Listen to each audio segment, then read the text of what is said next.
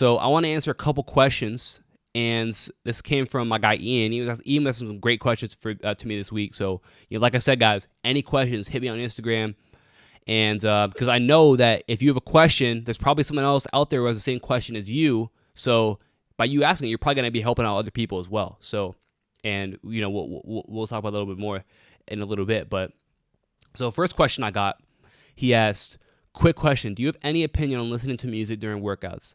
I was thinking about it because I usually do, but I just finished watching the Mental Toughness Masterclass and I was wondering if it would affect focus or for basketball or something like that. So first of all, shout out to Ian, one of the first guys to join the perimeter score system when it opened up, and he's been grinding, making his way through all that stuff. So shout out to Ian. But my answer to him was, it's a good question actually, because I do talk a lot about focus and being able to focus, and that's actually relates back to what we're talking about with the details. And the first thing is, no, like I wouldn't overthink it. I mean, when I work out, I listen to music. Like there's nothing wrong with that at all. And I think where it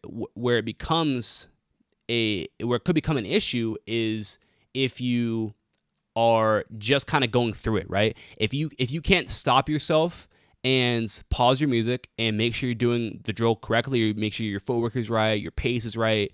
If you can't do that, then you probably shouldn't listen to music because you're not going to get the most out of your workouts. But if you're able to be disciplined and say, you know what, I can listen to music, but at the same time, if I need to stop and I need to, I need to check the drill again, make sure I'm doing it correctly, I can do that, right? If you're able to do that, then that's fine. So once we're past that, there's actually a lot of evidence that music significantly can benefit your athletic performance. And there was a study from a professor at the University of Southern Queensland, and he basically found out that amongst elite Olympic level athletes, with them listening to music, they were able to increase the length they could run for over 18%.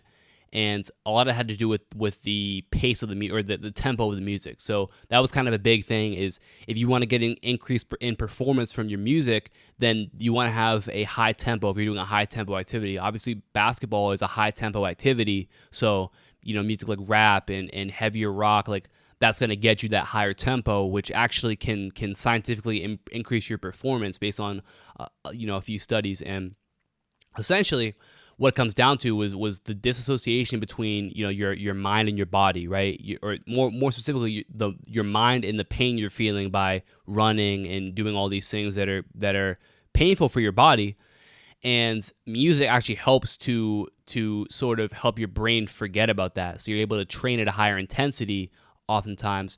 And so I think there's a lot of good that can come out of music, and there's a lot of research again that backs that up. Now, obviously, it's hard to tell for every person. I think that's what it comes down to, though. Is like, okay, for you personally, if that's what works for you, if you feel like you have better workouts, more intense workouts with music, then go for it.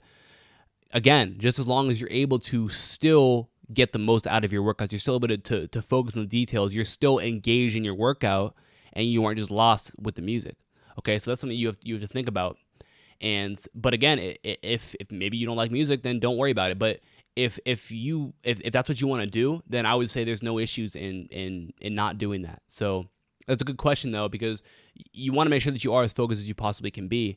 And that being said, though, I think it's definitely good to have that extra boost. And for me personally, I always, not always, but I usually have music when I'm playing basketball and growing up. But there's a lot of times actually growing up where I was in gyms training where I didn't have that.